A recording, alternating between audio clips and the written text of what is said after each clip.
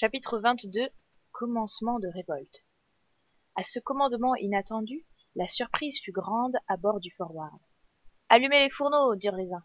Et avec quoi? Dirent les autres. Quand nous n'avons plus que 2 mois de charbon dans le ventre, s'écria Penn. Et comment nous chaufferons-nous l'hiver? Demanda Clifton. Il nous faudra donc, reprit Ripper, brûler tout le navire jusqu'à sa ligne de flottaison, et bourrer le poêle avec les mâts, répondit Warren, depuis le petit perroquet jusqu'au bout dehors de Beaupré. Chandon regardait fixement Wall. Les ingénieurs, stupéfaits, hésitaient à descendre dans la chambre de la machine. « M'avez-vous entendu » s'écria le capitaine d'une voix irritée. Brunton se dirigea vers l'écoutille, mais au moment de descendre, il s'arrêta. « N'y va pas, Brunton, dit une voix. « Qui a parlé » s'écria Hatteras. « Moi, fit Penn en s'avançant vers le capitaine. « Et vous dites » demanda celui-ci. « Je dis, répondit Penn en jurant, je dis que nous en avons assez, que nous n'irons pas plus loin, que nous ne voulons pas crever de fatigue et de froid pendant l'hiver, et qu'on n'allumera pas les fourneaux. » Monsieur Chandon, répondit froidement Hatteras, faites mettre cet homme au fer. Mais capitaine, répondit Chandon, ce que cet homme a dit, répliqua Hatteras, si vous voulez le répéter, je vous fais enfermer dans votre cabine et garder à vue. Que l'on se saisisse de cet homme. M'entend-on? Johnson, Bell, Simpson se dirigèrent vers le matelot que la colère mettait hors de lui. Le premier qui me touche, s'écria-t-il en saisissant un handspec qu'il brandit au-dessus de sa tête. Hatteras s'avança vers lui. Penn, dit-il d'une voix presque tranquille, un geste de plus, et je te brûle la cervelle. En parlant de la sorte, il arma un revolver et le dirigea sur le matelot. Un murmure se fit entendre. Pas un mot, vous autres, dit Hatteras, ou cet homme tombe mort. En ce moment, Johnson et Bell désarmèrent Penn, qui ne résista plus, et se laissa conduire à fond de cale. Allez, Brunton, dit Hatteras. L'ingénieur, suivi de Plower et de Warren, descendit à son poste. Hatteras revint sur la dunette. Ce Penn est un misérable, lui dit le docteur. Jamais homme n'a été plus près de la mort, répondit simplement le capitaine. Bientôt, la vapeur eut acquis une pression suffisante, les ancres du Forward furent levées, celui-ci coupant vers l'est mit le cap sur la pointe Becher et trancha de son étrave les jeunes glaces déjà formées. On rencontre entre l'île de Baring et la pointe Becher un assez grand nombre d'îles échouées pour ainsi dire au milieu des icefields. Les streams se pressaient en grand nombre dans les petits détroits dont cette partie de la mer est sillonnée. Ils tendaient à s'agglomérer sous l'influence d'une température relativement basse. Des hummocks se formaient çà et là, et l'on sentait que des glaçons déjà plus compacts, plus denses, plus serrés, feraient bientôt, avec l'aide des premières gelées, une masse impénétrable. Le Forward chenalait donc, non sans une extrême difficulté, au milieu des tourbillons de neige. Cependant, avec la mobilité qui caractérise l'atmosphère de ces régions, le soleil reparaissait de temps à autre. La température remontait de quelques degrés, les obstacles se fondaient comme par enchantement, et une belle nappe d'eau, charmante à contempler, s'étendait là où naguère les glaçons hérissaient toutes les passes. L'horizon revêtait de magnifiques teintes orangées sur lesquelles l'œil se reposait complaisamment de l'éternelle blancheur des neiges. Le jeudi 26 juillet, le Forward rasa l'île d'Undar et mit ensuite le cap plus au nord. Mais alors il se trouva face à face avec la banquise, haute de 8 à 9 pieds, et formée de petits icebergs arrachés à la côte. Il fut obligé d'en prolonger longtemps la courbure dans l'ouest. Le craquement ininterrompu des glaces, se joignant au gémissement du navire, formait un bruit triste qui tenait du soupir et de la plainte. Depuis, enfin, le brick trouva une passe et s'y avança péniblement. Souvent, un glaçon énorme paralysait sa course pendant de longues heures. Le brouillard gênait la vue du pilote. Tant que l'on voit à 1 mille en avant, on peut parer facilement les obstacles, mais au milieu de ces tourbillons embrumés, la vue s'arrêtait souvent à moins d'une encablure. La houle très forte fatiguait. Parfois, les nuages lisses et polis prenaient un aspect particulier, comme s'ils eussent réfléchi les bancs de neige. Il y eut des jours où les rayons jaunâtres du soleil ne parvinrent pas à franchir la brume tenace. Les oiseaux étaient encore fort nombreux et leurs cris assourdissants. Des phoques paresseusement couchés sur les glaçons en dérive levaient leurs têtes peu effrayées et agitaient leurs longs coups au passage du navire. Celui-ci, en rasant leur demeure flottante, y laissa plus d'une fois des feuilles de son doublage roulées par le frottement. Enfin, après 6 jours de cette lente navigation, le 1er août, la pointe Becher fut relevée dans le nord. Hatteras passa ses dernières heures dans les barres du perroquet. La mer libre, entrevue par Stewart le 30 mai 1851, vers 76 degrés 20 minutes de latitude, ne pouvait être éloignée. Et cependant, Si loin qu'Hatteras promena ses regards, il n'aperçut aucun indice d'un bassin polaire dégagé de glace. Il redescendit sans mot dire. « Est-ce que vous croyez à cette mer libre » demanda Chandon au lieutenant. « Je commence à en douter, » répondit James Wall. « N'avais-je pas raison de traiter cette prétendue découverte de chimère et d'hypothèse? Et l'on n'a pas voulu me croire. Et vous-même, Wall, vous avez pris parti contre moi. » « On vous croira désormais, Chandon. »« Oui, » répondit ce dernier, quand il sera trop tard. Et il rentra dans sa cabine où il se tenait presque toujours renfermé depuis sa discussion avec le capitaine. Le vent retomba dans le sud vers le soir. Hatteras fit alors établir la voilure et éteindre les feux pendant plusieurs jours. Les plus pénibles manœuvres furent reprises par l'équipage. À chaque instant, il fallait ou lofer ou laisser arriver, ou masquer brusquement les voiles pour enrayer la marche du brick. Les bras des vergues, déjà roidis par le froid, couraient mal dans les poulies engorgées et ajoutaient encore à la fatigue. Il fallut plus d'une semaine pour atteindre la pointe Barrow. Le Forward n'avait pas gagné 30 miles en 10 jours. Là, le vent sauta de nouveau dans le nord et l'hélice fut remise en mouvement. Hatteras espérait encore trouver une mer affranchie d'obstacles au-delà du 77e parallèle, telle que la vit Edward Belcher. Et cependant, il s'en rapportait au récit de Penny. Cette partie de la mer qu'il traversait en ce moment aurait dû être libre, car Penny, arrivé à la limite des glaces, reconnut en canot les bords du canal de la Reine jusqu'au 77e degré. Devait-il donc regarder ces relations comme apocryphes? Ou bien un hiver précoce venait-il s'abattre sur ces régions boréales? Le 15 août, le mont Percy dressa dans la brume ses pics couverts de neiges éternelles.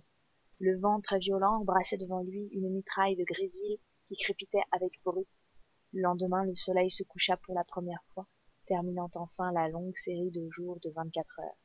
Les hommes avaient fini par s'habituer à cette clarté incessante, mais les animaux en ressentaient peu d'influence. Les chiens groenlandais se couchaient à l'heure habituelle, et Duck lui-même s'endormait régulièrement chaque soir, comme si les ténèbres eussent envahi l'horizon. Cependant, pendant les nuits qui suivirent le 16 août, l'obscurité ne fut jamais profonde. Le soleil, quoique couché, donnait encore une lumière suffisante par réfraction. Le 19 août, après une assez bonne observation, on releva le cap Franklin sur la côte orientale et sur la côte occidentale le cap Lady Franklin.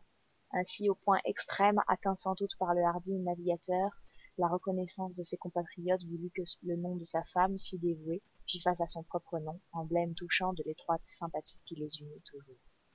Le docteur fut ému de ce rapprochement de cette union morale entre ces deux pointes de terre au sein de contrées si lointaines. Le docteur, suivant les conseils de Johnson, s'accoutumait déjà à supporter les basses températures. Il demeurait presque sans cesse sur le pont, bravant le froid, la neige, le vent. La constitution, bien qu'il eût un peu maigri, ne souffrait pas des atteintes de ce rude climat. D'ailleurs, il s'attendait à d'autres périls et constatait avec gaieté même les symptômes précurseurs de l'hiver. « Voyez, dit-il un jour à Johnson, voyez ces bandes d'oiseaux qui émigrent vers le sud, comme ils s'enfuient à tire-d'aile en poussant leurs cris d'adieu. »« Oui, monsieur Clawbonny, répondit Johnson. Quelque chose leur a dit qu'il fallait partir, et ils se sont mis en route. Plus d'un des nôtres, Johnson, serait, je crois, tenté de les imiter. Ce sont des cœurs faibles, monsieur Clawbonny. Que diable! Ce qu'un oiseau ne peut faire, un homme doit le tenter. Ces animaux-là n'ont pas un approvisionnement de nourriture comme nous, et il faut bien qu'ils aillent chercher leur existence ailleurs. Mais des marins avec un bon navire sous les pieds doivent aller jusqu'au bout du monde. Et vous espérez donc qu'Hatteras réussira dans ses projets? Il réussira, monsieur Clawbonny. Je le pense comme vous, Johnson. Et dût-il, pour le suivre, ne conserver qu'un seul compagnon fidèle? Nous serions deux. Oui, Johnson, répondit ce dernier en serrant la main du brave matelot. La terre du prince Albert, que les Forward prolongeaient en ce moment, porte aussi le nom de terre Grinnell, et bien qu'Hatteras, en haine des Yankees, n'eût jamais consenti à lui donner ce nom, c'est cependant celui sous lequel elle est le plus généralement désignée. Voici d'où vient cette double appellation. En même temps que l'anglais Penny lui donnait le nom de prince Albert, le commandant de la Rescue, le lieutenant de Haven, la nommait terre Grinnell en l'honneur du négociant américain qui avait fait à New York les frais de son expédition. Le brick, en suivant ses contours, éprouva une série de difficultés inouïes. Naviguant tantôt à la voile, tantôt à la vapeur, le 18 août, on releva le mont Britannia, à peine visible dans la brume, et le Forward jeta l'ancre le lendemain dans la baie de Northumberland. Il se trouvait cerné de toutes parts. Bon, attendez, et on est entre deux chapitres, je suis obligée de vous saluer tous. Ouais, je vous fais plein de bisous. Je suis désolée, d'habitude je m'interromps pas pendant la lecture, je suis désolée à ceux qui étaient à fond dedans. Et je vous fais des gros bisous, merci à tous d'être passés nous voir et merci pour la vague de cœur. Je reprends. Chapitre 23, l'assaut des glaçons. Hatteras, après avoir présidé au mouillage du navire, rentra dans sa cabine, prit sa carte et la pointa avec soin. Il se trouvait par 76° 57' de latitude et 99° 20' de longitude, c'est-à-dire à 3 minutes seulement du 77e parallèle. Ce fut à cet endroit même que Sir Edward Belcher passa son premier hivernage sur le Pionnier et l'Assistance. C'est de ce point qu'il organisa ses excursions en traîneau et en bateau. Il découvrit l'île de la Table, les Cornouailles septentrionales, l'archipel Victoria et le canal Belcher. Parvenu au-delà du 78e degré, il vit la côte s'incliner vers le sud-est. Elle semblait devoir relier un détroit de Jones, dont l'entrée donne sur la baie de Baffin. Mais, dans le nord-ouest, au contraire, une mer libre, dit son rapport, s'étendait à perte de vue. Hatteras considérait avec émotion cette partie des cartes marines où un large espace blanc figurait ces régions inconnues, et ses yeux revenaient toujours à ce bassin polaire dégagé de glace. Après tant de témoignages, se dit-il, après les relations de Stuart, de Penny, de Belcher, il n'est pas permis de douter. Il faut que cela soit. Ces hardis marins ont vu de leurs propres yeux. Peut-on révoquer leur assertion en doute? Non. Mais si, cependant, cette mer, libre alors par la suite d'un hiver précoce était. Mais non, c'est à plusieurs années d'intervalle que ces découvertes ont été faites. Ce bassin existe, je le trouverai, je le verrai. Hatteras remonta sur la dunette. Une brume intense enveloppait le Forward. Du pont, on apercevait à peine le haut de la mâture.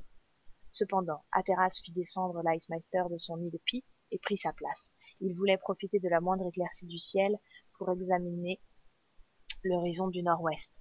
Chandon n'avait pas manqué cette occasion de dire au lieutenant: Eh bien, Wall, et cette mer libre?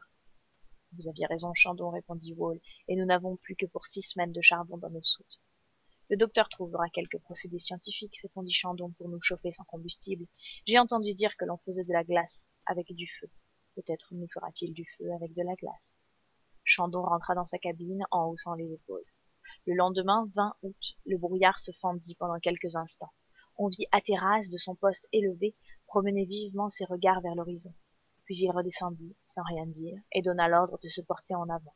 Mais il était facile de voir que son espoir avait été déçu une dernière fois. Le Forward leva l'ancre et reprit sa marche incertaine vers le nord.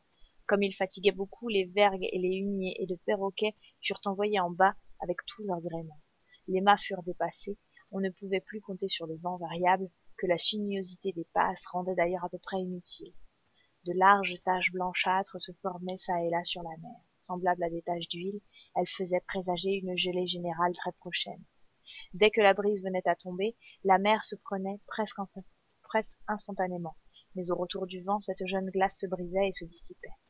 Vers le soir, le thermomètre descendit à 17° Fahrenheit, moins 7° centigrades. Lorsque le brick arrivait au fond d'une passe fermée, il faisait alors office de bélier et se précipitait à toute vapeur sur l'obstacle qui l'enfonçait. Quelquefois on le croyait définitivement arrêté, mais un mouvement inattendu des streams lui ouvrait un nouveau passage, et il s'élançait hardiment. Pendant ces temps d'arrêt, la vapeur, s'échappant par les soupapes, se condensait dans l'air froid et retombait en neige sur le pont. Une autre cause venait aussi suspendre la marche du brick. Les glaçons s'engageaient parfois dans les branches de l'hélice, et ils avaient une dureté telle que tout effort de la machine ne parvenait pas à les briser. Il fallait alors renverser la vapeur, revenir en arrière et envoyer des hommes débarrasser l'hélice à l'aide de leviers et d'aspects. De là les difficultés, les fatigues et les retards. Pendant 13 jours, il en fut ainsi. Le Forward se traîna péniblement le long du détroit de Penny. L'équipage murmurait, mais il obéissait. Il comprenait que revenir en arrière était maintenant impossible. La marche du nord offrait moins de périls que la retraite au sud. Il fallait songer à l'hivernage. Les matelots parlaient entre eux de cette nouvelle situation, et un jour ils en causèrent même avec Richard Chandon, qu'il savait bien être pour eux. Celui-ci, au mépris de ses devoirs d'officier, ne craignait pas de laisser discuter devant lui l'autorité de son capitaine. « Vous dites donc, monsieur Chandon, lui demandait Gripper, que nous ne pouvons plus revenir sur nos pas. Maintenant, il est trop tard, répondit Chandon. Alors, reprit un autre matelot, nous ne devons plus songer qu'à l'hivernage. C'est notre seule ressource, on n'a pas voulu me croire. Une autre fois, répondit Pen, qui avait repris son service accoutumé, on vous croira. Comme je ne serai pas le maître, répliqua Chandon. Qui sait, répliqua Pen. John Hatteras est libre d'aller aussi loin que bon lui semble, mais on n'est pas obligé de le suivre. Il n'y a qu'à se rappeler, reprit Gripper, son premier voyage à la mer de Baffin, et ce qui en est suivi.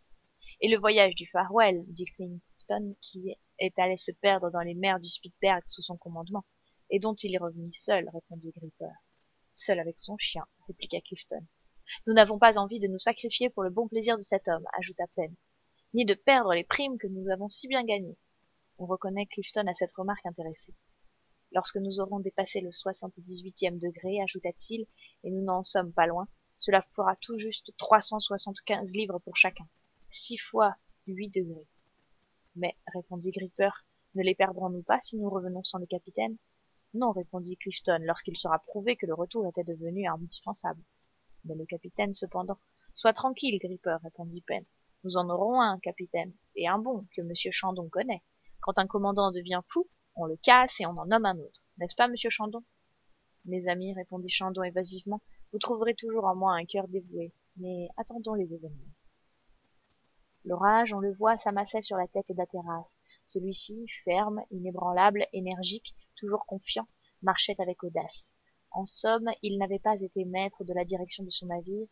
Celui-ci s'était vaillamment comporté. La route parcourue en 5 mois représentait la route que d'autres navigateurs mirent 2 mois et 2 ans et 3 ans à faire. Hatteras ne trouvait maintenant dans l'obligation d'hiverner, mais cette situation ne pouvait effrayer des cœurs forts et décidés, des âmes éprouvées et aguerries, des esprits intrépides et bien trempés. Sir John Ross et McClure ne passèrent-ils pas 3 hivers successifs dans les régions arctiques? Ce qui s'était fait ainsi, ne pouvait-on le faire encore? Certes, répétait Hatteras, et plus s'il le faut. Ah, disait-il avec regret au docteur, que n'ai-je pu forcer l'entrée de Smith au nord de la mer de Baffin? Je serais maintenant au pôle.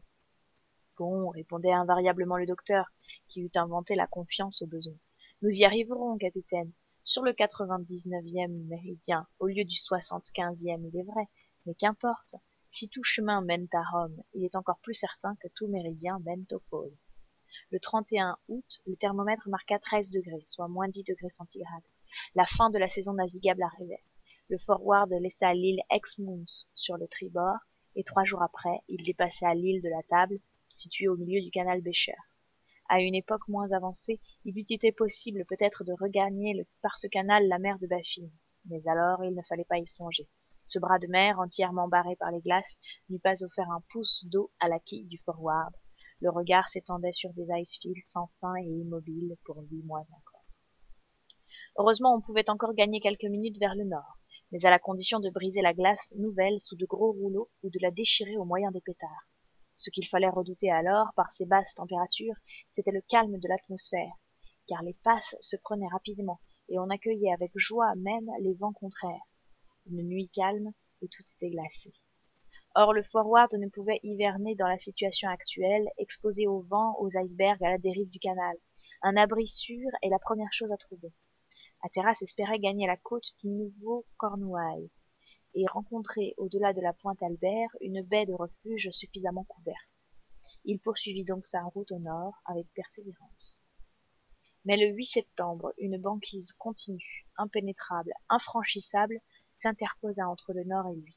La température s'abaissa à 10 degrés, soit moins 12 degrés centigrades. Hatteras, le cœur inquiet, chercha vainement un passage, risquant 100 fois son navire et se tirant de pas dangereux par des prodiges d'habileté. On pouvait le taxer d'imprudence, d'irréflexion, de folie, d'aveuglement, mais pour bon marin, il l'était, et parmi les meilleurs.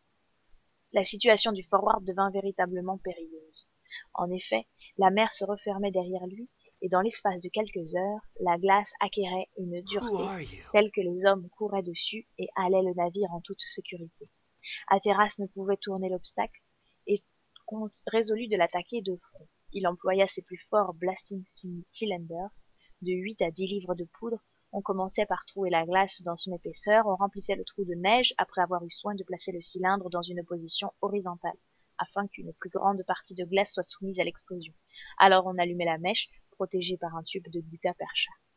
On travaillait donc à briser la banquise, on ne pouvait la scier, car les sciures se recollaient immédiatement. Toutefois, Hatteras put espérer passer le lendemain. Mais pendant la nuit le vent fit rage, la mer se souleva sous sa croûte glacée, comme secouée par quelque commotion sous-marine, et la voix terrifiée du pilote laissa tomber ces mots. « Veille à l'arrière! Veille à l'arrière !» Hatteras porta ses regards vers la direction indiquée, et ce qu'il vit à la faveur du crépuscule était effrayant. Une haute banquise, refoulée vers le nord, accourait sur le navire avec la rapidité d'une avalanche. « Tout le monde sur le pont !» s'écria le capitaine. Cette montagne roulante n'était plus qu'à un demi-mille à peine. Les glaçons se soulevaient, passaient les uns par-dessus les autres, se culbutaient comme d'énormes grains de sable emportés par un ouragan formidable. Un bruit terrible agitait l'atmosphère. « Voilà, monsieur Claybonny, dit Johnson au docteur, l'un des plus grands dangers dont nous avons été menacés. »« Oui, répondit tranquillement le docteur, c'est assez effrayant. »« Un véritable assaut qu'il nous faudra repousser, reprit le maître d'équipage. En effet, on dirait une troupe immense d'animaux antédiluviens de ceux que l'on suppose avoir habité le pôle. Ils se pressent, ils se hâtent, à qui arrivera le plus vite. Et, ajouta Johnson, il y en a qui sont armés de lances aiguës dont je vous engage à vous défier, monsieur Claybonny. C'est un véritable siège, s'écria le docteur. Eh bien, courons sur les remparts. Et il se précipita vers l'arrière, où l'équipage, armé de perches, de barres de fer, d'anspets, se préparait à repousser cet assaut formidable. L'avalanche arrivait et gagnait en hauteur, en s'accroissant des glaces environnantes qu'elle entraînait dans son tourbillon. D'après les ordres d'Hatteras, le canon de l'avant tirait à boulet pour rompre cette ligne menaçante, mais elle arriva et se jeta sur le brick.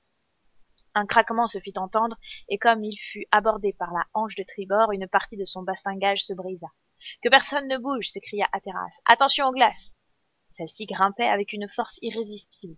Des glaçons pesant plusieurs quintaux escaladaient les murailles du navire. Les plus petits, lancés jusqu'à la hauteur des hunes, retombaient en flèches aiguës, brisant les haubans, coupant les manœuvres. L'équipage était débordé par ces ennemis innombrables qui, de leur masse, eussent écrasé 100 navires comme le Forward.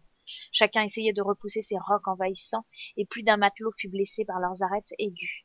Entre autres Bolton, qui eut l'épaule gauche entièrement déchirée. Le bruit prenait des proportions effrayantes.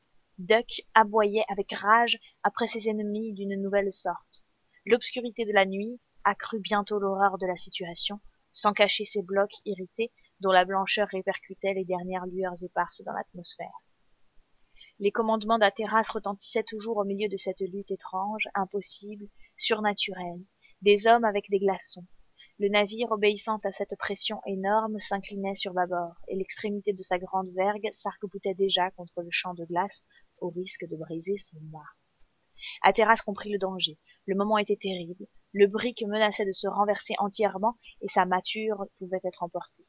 Un bloc énorme, grand comme le navire lui-même, parut alors s'élever le long de la coque. Il se soulevait avec une irrésistible puissance. Il montait, il dépassait déjà la dunette, il se précipitait sur le Forward, tout était fini.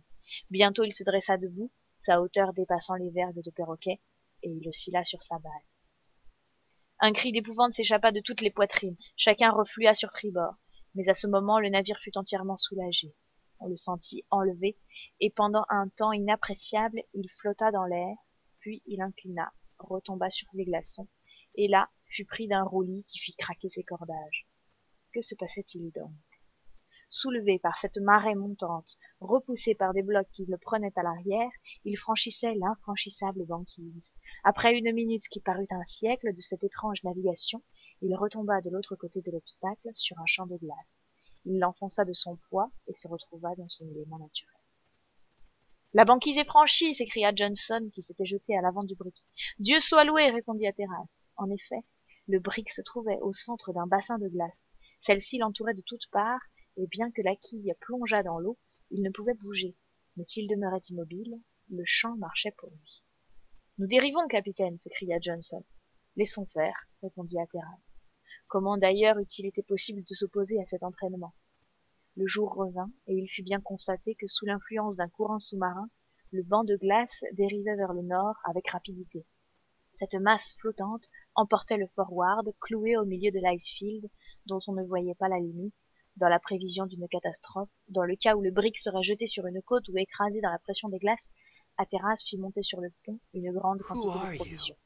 Les effets de campement, les vêtements et les couvertures de l'équipage. À l'exemple de ce que fit le capitaine McClure dans une circonstance semblable, il fit entourer le bâtiment d'une ceinture de hamacs gonflés d'air de manière à se prémunir contre les grosses avaries. Bientôt, la glace s'accumulant sous l'influence d'une température de 7 degrés Fahrenheit, soit moins 14 degrés centigrades, le navire fut entouré d'une muraille de laquelle sa mâture sortait seule. Pendant 7 jours, il navigua de cette façon. La pointe Albert, qui forme l'extrémité ouest du Nouveau Cornouailles, fut entrevue le 10 septembre et disparut bientôt. On remarqua que le champ de glace inclina dans l'est à partir de ce moment. Où allait-il de la sorte? Où s'arrêtait-on? Qui pouvait le prévoir? L'équipage attendait et se croisait les bras. Enfin, le 15 septembre, vers 3 heures du soir, l'Icefield, précipité sans doute sur un autre champ, s'arrêta brusquement.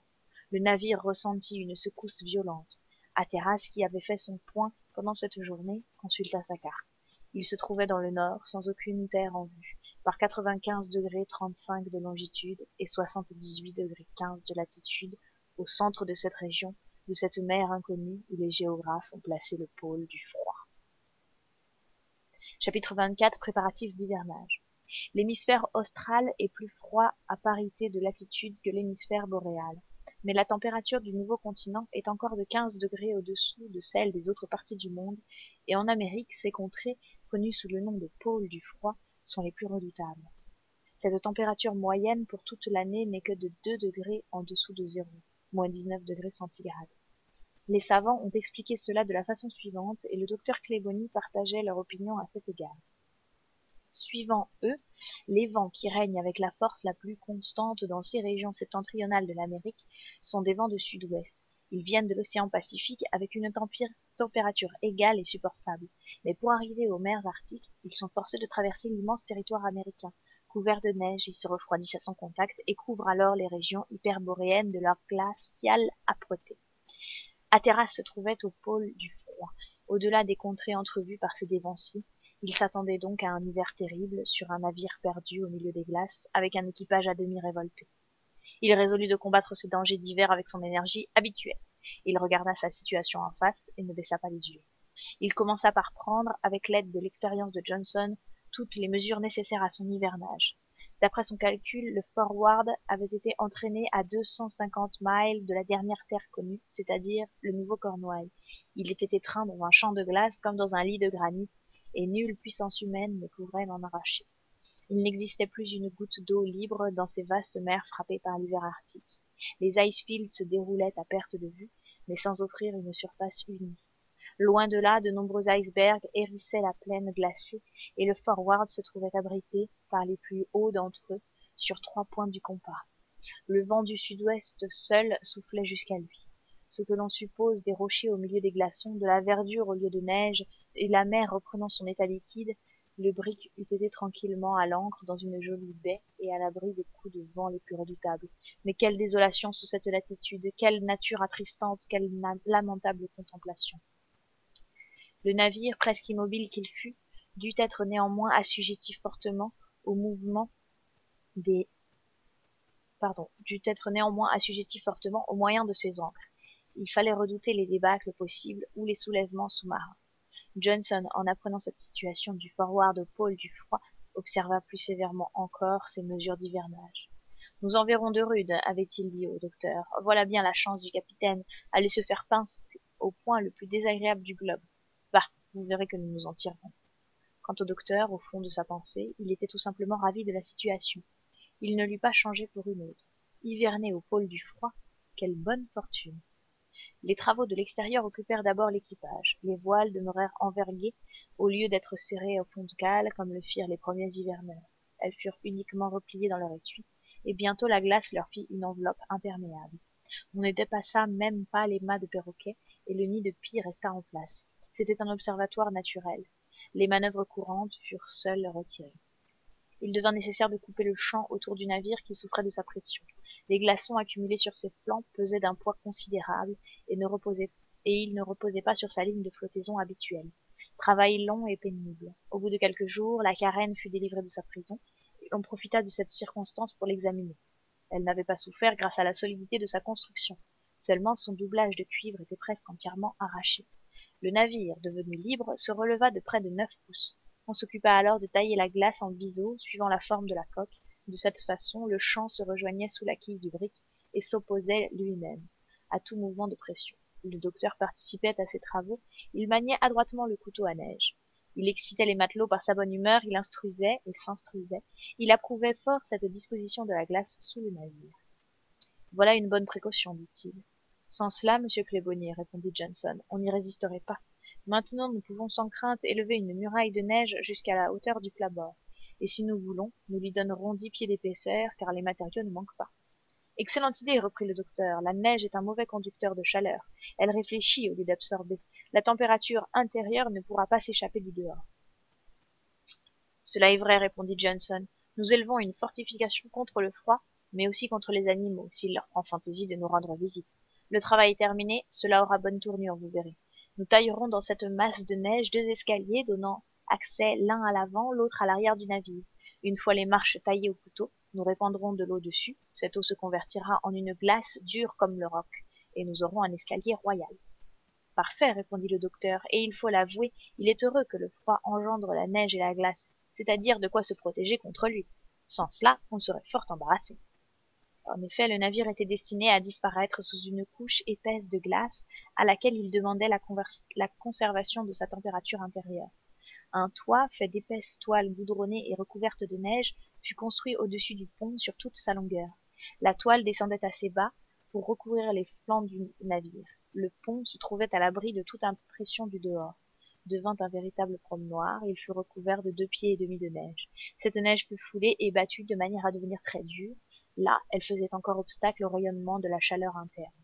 On étendit au-dessus d'elle une couche de sable qui devint, en s'incrustant, un macadamisage de la plus grande dureté. Un peu plus, disait le docteur, et avec quelques arbres je me croirais à Hyde Park et même dans les jardins suspendus de Babylone. On fit un trou à feu à une distance assez rapprochée du brick. C'était un espace circulaire, creusé dans le champ, un véritable puits, qui devait être maintenu toujours praticable. Chaque matin on brisait la glace formée à l'orifice. Il servait à se procurer de l'eau en cas d'incendie, ou pour les bains fréquemment ordonnés aux hommes de l'équipage par mesure d'hygiène. On avait même soin, afin d'épargner le combustible, de puiser l'eau dans des couches profondes, où elle est moins froide. On parvenait à ce résultat au moyen d'un appareil indiqué par le savant français. Cet appareil, descendu à une certaine profondeur, donnait accès à l'eau environnante au moyen d'un double fond mobile dans un cylindre. Habituellement, on enlève pendant les mois d'hiver tous les objets qui encombrent le navire afin de réserver de plus larges espaces. On dépose ces objets à terre dans des magasins. Mais ce qui peut se pratiquer près d'une côte est impossible à un navire mouillé sur un champ de glace. Tout fut disposé à l'intérieur pour combattre les 2 grands ennemis de ces latitudes, le froid et l'humidité. Le premier amenait le second, plus redoutable encore. On résiste au froid, on succombe à l'humidité. Il s'agissait donc de la prévenir. Le Forward, destiné à une navigation dans ces mers arctiques, offrait l'aménagement le meilleur pour un hivernage. Une grande chambre d'équipage était sagement disposée. On y avait fait la guerre au coin où l'humidité se réfugie d'abord. En effet, par certains abaissements de la température, une couche de glace se forme sur les cloisons dans les coins particulièrement, et quand elle vient à fondre, elle entretient une humidité constante. Circulaire, la salle de l'équipage eût encore mieux convenu. Mais enfin, chauffée par un vaste poêle et convenablement ventilée, elle devait être très habitable. Les murs étaient tapissés de peaux de daim et non d'étoffe de laine, car la laine arrête les vapeurs qui s'y condensent et imprègne l'atmosphère du principe humide. Les cloisons furent abattues dans la dunette, et les officiers eurent une salle commune plus grande, plus aérée et chauffée par un poêle. Cette salle, ainsi que celle de l'équipage, était précédée d'une sorte d'antichambre qui lui enlevait toute communication directe avec l'extérieur. De cette façon, la chaleur ne pouvait se perdre et l'on passait graduellement d'une température à l'autre. On laissait dans les antichambres les vêtements chargés de neige, on se frottait les pieds et à des scrapers installés au dehors de manière à n'introduire avec soi aucun élément malsain. Des manches en toile servaient à l'introduction de l'air destiné au tirage des poêles. D'autres manches permettaient à la vapeur d'eau de s'échapper. Au surplus, des condensateurs étaient établis dans les 2 salles, recueillant cette vapeur au lieu de la laisser se résoudre en eau. On les vidait 2 fois par semaine, et ils renfermaient quelquefois plusieurs boisseaux de glace. C'était autant de prix sur les menus. Le feu se réglait parfaitement et facilement au moyen de manches à air. On reconnut qu'une petite quantité de charbon suffisait à maintenir dans les salles une température de 50 degrés Fahrenheit, soit plus 10 degrés centigrades.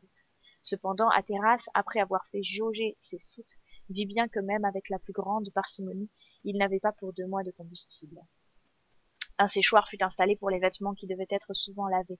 On ne pouvait les faire sécher à l'air car ils devenaient durs et cassants. Les parties délicates de la machine furent aussi démontées avec soin. La chambre qui la renfermait fut hermétiquement close. La vie du bord devint l'objet de sérieuses méditations. Hatteras la régla avec le plus grand soin, et le règlement fut affiché dans la salle commune. Les hommes se levaient à 6 heures du matin. Les hamacs étaient exposés à l'air 3 fois par semaine. Le plancher des 2 chambres fut frotté chaque matin avec du sable chaud. Le thé brûlant figurait à chaque repas, et la nourriture variait autant que possible suivant les jours de la semaine.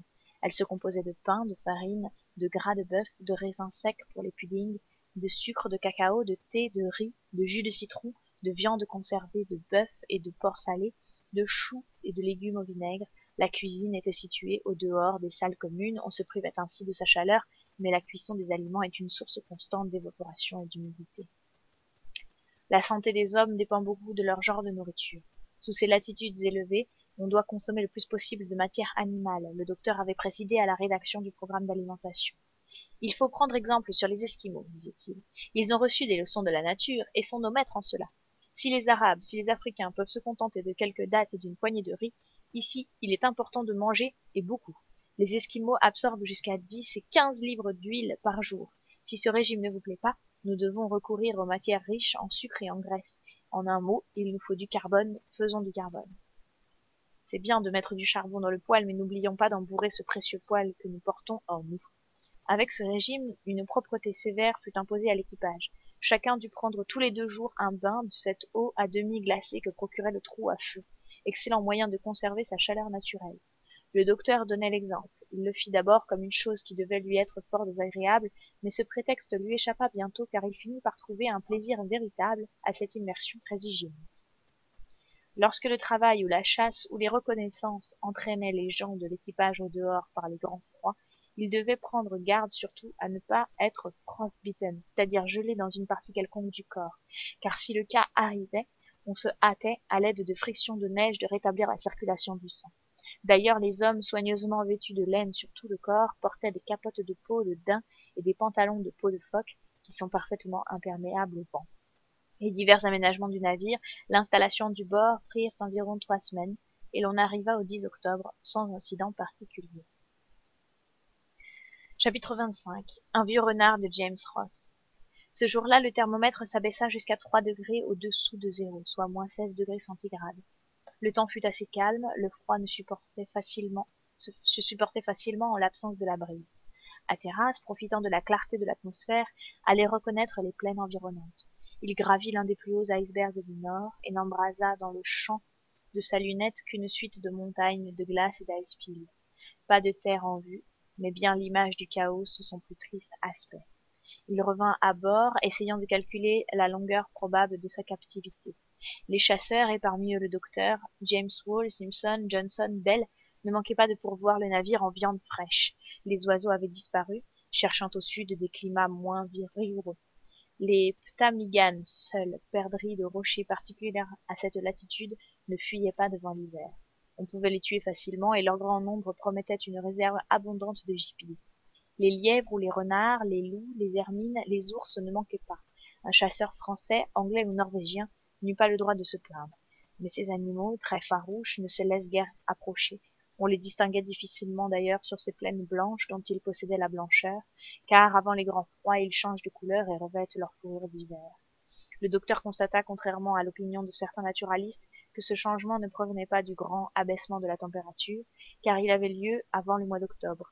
Il ne résultait donc pas d'une cause physique, mais bien de la prévoyance providentielle qui voulait mettre les animaux arctiques en mesure de braver la rigueur d'un hiver boréal. On rencontrait souvent des veaux marins, des chiens de mer, animaux compris sous la dénomination générale de phoques. Leur chasse fut spécialement recommandée aux chasseurs, autant pour leur peau que pour leur graisse, éminemment propre à servir de combustible. D'ailleurs, le foie de ces animaux devenait au besoin un excellent comestible. On en comptait par centaines, et à 2 ou 3 miles au nord du navire, le champ était littéralement percé à jour par des trous de ces énormes amphibies. Seulement ils éventaient le chasseur avec un instinct remarquable, et beaucoup furent blessés qui s'échappèrent aisément en plongeant sous les glaçons. Cependant, le 19, Simpson parvint à s'emparer de l'un d'entre eux à 400 yards du navire. Il avait eu la précaution de boucher son trou de refuge, de sorte que l'animal fût à la merci des chasseurs. Il se débattit longtemps, et après avoir essuyé plusieurs coups de feu, il finit par être assommé. Il mesurait 9 pieds de long, sa tête de bouledogue, ses 16 dents et de ses mâchoires, ses grandes nageoires pectorales en forme d'aileron, de sa queue petite et munie d'une autre paire de nageoires en faisaient un magnifique spécimen de la famille des chiens de mer. Le docteur, voulant conserver sa tête pour sa collection d'histoire naturelle et sa peau pour les besoins à venir, fit préparer l'une et l'autre par un moyen rapide et peu coûteux. Il plongea le corps de l'animal dans le trou à feu, et des milliers de petites crevettes enlevèrent les moindres parcelles de chair au bout d'une demi-journée. Le travail était accompli, et le plus adroit de l'honorable corporation des tanneurs de Liverpool n'eût pas mieux réussi. Dès que le soleil a dépassé l'équinoxe d'automne, c'est-à-dire le 23 septembre, on peut dire que l'hiver commence dans ces régions arctiques. Cet astre bienfaisant, peu après avoir descendu au-dessous de l'horizon, disparut enfin le 23 octobre, effleurant de ses obliques rayons la crête des montagnes glacées. Le docteur lui lança un dernier adieu du savant et du voyageur. Il ne devait plus le revoir avant le mois de février.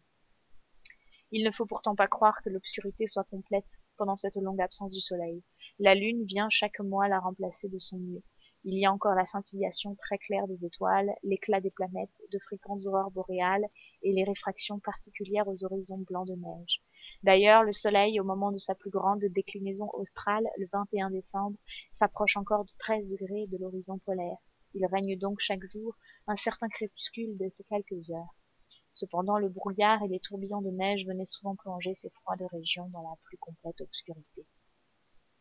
Cependant, jusqu'à cette époque, le temps fut assez favorable. Les perdrix et les lièvres seuls purent s'en plaindre, car les chasseurs ne leur laissaient pas un moment de repos. On disposa plusieurs trappes à renards, mais ces animaux, soupçonneux, ne s'y laissèrent pas prendre. Plusieurs fois même ils grattèrent la neige au-dessous de la trappe et s'emparèrent de l'appât, sans courir aucun risque. Le docteur les donnait au diable, fort peiné toutefois de lui faire un semblable cadeau.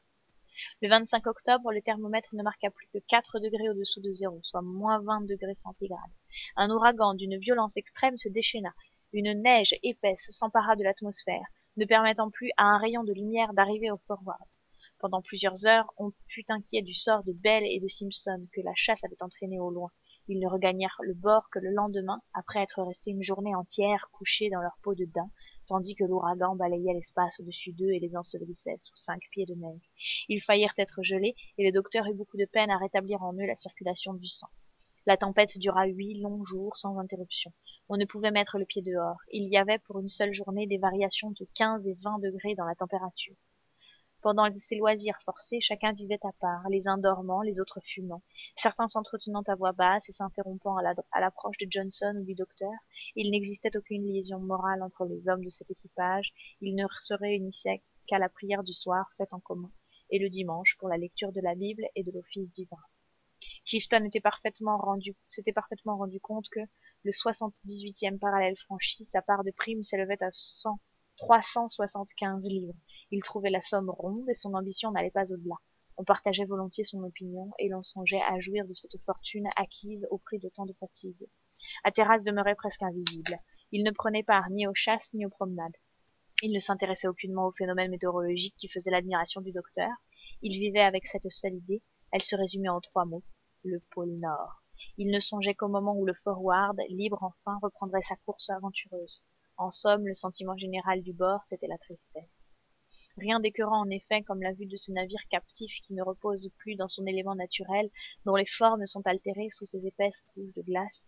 Il ne ressemble à rien. Fait pour le mouvement, il ne peut bouger.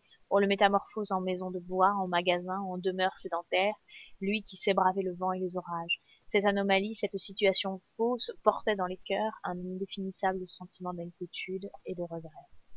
Pendant ces heures inoccupées, le docteur mettait en ordre des notes de voyage dont le récit et la reproduction fidèles. Il n'était pas désœuvré et son égalité d'humeur ne changeait pas. Seulement il vit venir avec satisfaction la fin de la tempête et se disposa à reprendre ses chasses accoutumées. Le 3 novembre à 6 heures du matin, et par une température de 5 degrés au-dessous de zéro, soit moins 21 degrés centigrades, il partit en compagnie de Johnson et de Bell. Les plaines de glace étaient unies. La neige, répandue en grande abondance pendant les jours précédents, et solidifiée par la gelée, offrait un terrain assez propice à la marche. Un froid sec et piquant se glissait dans l'atmosphère. La lune brillait avec une incomparable pureté, et produisait un jeu de lumière étonnant sur les moindres aspérités du champ. Les traces de pas s'éclairaient sur leurs bords, et ne laissaient comme traînées lumineuses par le chemin des chasseurs dont les grandes ombres s'allongeaient sur la glace avec une surprenante netteté. Le docteur avait emmené son ami Duck avec lui. Il le préférait pour chasser le gibier aux chiens groenlandais, et cela avec raison. Ces derniers sont peu utiles en semblables circonstances et ne paraissent pas avoir le feu du sacré de la race des zones tempérées. Duck courait en flairant la route et tombait souvent en arrêt sur des traces d'ours encore fraîches. Cependant, en dépit de son habileté, les chasseurs n'avaient pas rencontré même un lièvre au bout de 2 heures de marche. Est-ce que le gibier aurait senti d'émigrer vers le sud, dit le docteur en faisant halte au pied d'un hummock. On le croirait, monsieur Claybonny, répondit le charpentier. Je ne le pense pas pour mon compte, répondit Johnson. Les lièvres, les renards et les ours sont faits à ces climats. Suivant moi, la dernière tempête doit avoir causé leur disparition, mais avec les vents du sud, ils ne tarderont pas à revenir. Ah, si vous me parliez de rennes ou de bœufs musqués, ce serait autre chose. Et cependant, à l'île Melville, on trouve ces animaux-là par des troupes nombreuses, reprit le docteur. Elle est située au sud, c'est vrai, et pendant les hivernages, Paris a toujours eu de ce magnifique gibier à sa discrétion. Nous sommes moins bien partagés, répondit Belle. Si nous pouvions seulement nous approvisionner de viande d'ours, il ne faudrait pas nous plaindre. Voilà précisément la difficulté, répliqua le docteur. C'est que les ours me paraissent fort rares et très sauvages. Ils ne sont pas encore assez civilisés pour venir au-devant d'un coup de fusil. Belle parle de la chair de l'ours, reprit Johnson, mais la graisse de cet animal est plus enviable en ce moment que sa chair et sa fourrure. Tu as raison, Johnson, répondit Belle. Tu penses toujours au combustible? Comment ne pas y penser?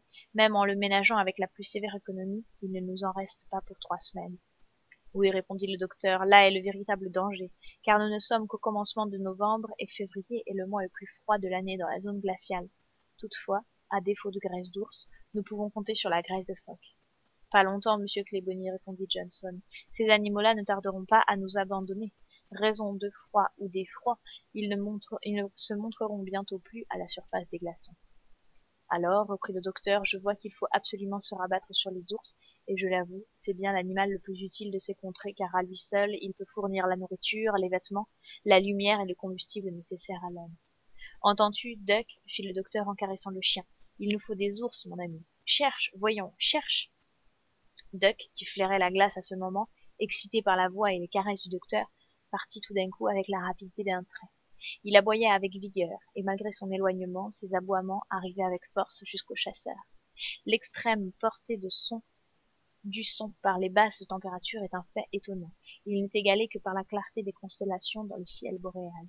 Les rayons lumineux des ondes sonores se transportent à des distances considérables, surtout par des froids secs des nuits hyperboréennes.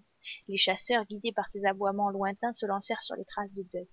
Il leur fallut faire 1 miles, et ils arrivèrent essoufflés, car les poumons sont rapidement suffoqués dans une semblable atmosphère. Duck demeurait en arrêt à 50 pas à peine d'une masse énorme qui s'agitait au sommet d'un monticule. Nous voilà servis à souhait, s'écria le docteur en armant son fusil. Un ours, ma foi, et un bel ours, dit Belle en imitant le docteur. Un ours singulier, dit Johnson, se réservant de tirer après ses 2 compagnons. Duck aboyait avec fureur. Belle s'avança d'une vingtaine de pieds et fit feu, mais l'animal ne parut pas être atteint, car il continua de balancer lourdement sa tête. Johnson s'approcha à son tour, et après avoir soigneusement visé, il pressa la détente de son arme. Bon, s'écria le docteur, rien encore. Ah, maudite réfraction, nous sommes hors de portée, on ne s'y habituera donc jamais. Cet ours est à plus de 1000 pas de nous. En avant, répondit Belle. Les 3 compagnons s'élancèrent rapidement vers l'animal que cette fusillade n'avait aucunement troublé. Il semblait être de la plus forte taille, et sans calculer les dangers de l'attaque, les chasseurs se livraient déjà à la joie de la conquête. Arrivés à une portée raisonnable, ils firent feu. L'ours, blessé mortellement sans doute, fit un bond énorme et tomba au pied du monticule. Duck se précipita sur lui. Voilà un ours, dit le docteur, qui n'aura pas été difficile à abattre. 3 coups de feu seulement, répondit Belle d'un air méprisant, et il est à terre. C'est même singulier, fit Johnson. À moins que nous ne soyons arrivés juste au moment où il allait mourir de vieillesse, répondit le docteur en riant. Ma foi, jeune ou vieux, répliqua Belle, il n'en sera pas moins une bonne prise. En parlant de la sorte, les chasseurs arrivèrent au monticule, et, à leur grande stupéfaction, ils trouvèrent Duck acharné sur le cadavre d'un renard blanc. Ah, par exemple, s'écria Belle, voilà qui est fort. En vérité, dit le docteur, nous tuons un ours et c'est un renard qui tombe. Johnson ne savait trop que répondre. Bon, s'écria le docteur avec un éclat de rire, mêlé de dépit. Encore la réfraction, toujours la réfraction. Que voulez-vous dire, monsieur Claybonny demanda le charpentier. Et oui, mon ami, elle nous a trompés sur les dimensions comme sur la distance. Elle nous a fait voir un ours sous la peau d'un renard. Pareille méprise est arrivée plus d'une fois aux chasseurs dans les circonstances identiques. Allons, nous en sommes pour nos frais d'imagination. Ma foi, répondit Johnson, ours ou renard, on le mangera tout de même. Emportons-le. Mais au moment où le maître d'équipage allait charger l'animal sur ses épaules, voilà qui est plus fort, s'écria-t-il. Qu'est-ce donc demanda le docteur. Regardez, monsieur Claybonny, voyez, il y a un collier au cou de cette bête. Un collier répliqua le docteur en se penchant sur l'animal. En effet, un collier de cuivre à demi usé apparaissait au milieu de la blanche fourrure du renard. Le docteur crut y remarquer des lettres gravées. En un tour de main, il l'enleva de ce cou autour duquel il paraissait rêver depuis longtemps. Qu'est-ce que cela veut dire demanda Johnson. Cela veut dire, répondit le docteur, que nous venons de tuer un renard âgé de plus de 12 ans, mes amis. Un renard qui fut pris par James Ross en 1848. Est-il possible s'écria Bell. Cela n'est pas douteux. Je regrette que nous ayons abattu ce pauvre animal. Pendant son hivernage, James Ross eut l'idée de prendre dans des pièges une grande quantité de renards blancs. On riva à leur cou des colliers de cuivre sur lesquels était gravée l'indication de ce navire, l'Enterprise et l'Investigator, ainsi que celle des dépôts de vivres. Ces animaux traversent d'immenses étendues de terrain en quête de leur nourriture, et James Ross espérait que l'un d'eux pourrait tomber entre les mains de quelque homme de l'expédition de Franklin. Voilà toute l'explication, et cette pauvre bête, qui aurait pu sauver la vie de 2 équipages, est venue inutilement tomber sous nos balles. Ma foi, nous ne la mangerons pas, dit Johnson. D'ailleurs, un renard de 12 ans. En tout cas, nous conserverons sa peau, en témoignage de cette curieuse rencontre. Johnson chargea la bête sur ses épaules, les chasseurs se dirigèrent vers le navire, en s'orientant sur les étoiles. Leur expédition ne fut cependant pas tout à fait infructueuse. Ils purent abattre encore plusieurs couples de ptarmigans. 1 heure avant d'arriver au Forward, il suivit un phénomène qui excita au plus haut degré l'étonnement du docteur. Ce fut une véritable pluie d'étoiles filantes. On pouvait les compter par milliers, comme les fusées dans un bouquet de feux d'artifice d'une blancheur éclatante. La lumière de la lune pâlissait. L'œil ne pouvait se lasser d'admirer ce phénomène qui dura plusieurs heures. Pareil météore fut observé au Groenland par les frères Moraves en 1799. On eût dit à une véritable fête que le ciel donnait à la terre sous ces latitudes désolées. Le docteur, de retour à bord, passa la nuit entière à suivre la marche de ce météore, qui cessa vers les 7 heures du matin, au milieu du profond silence de l'atmosphère. Voilà.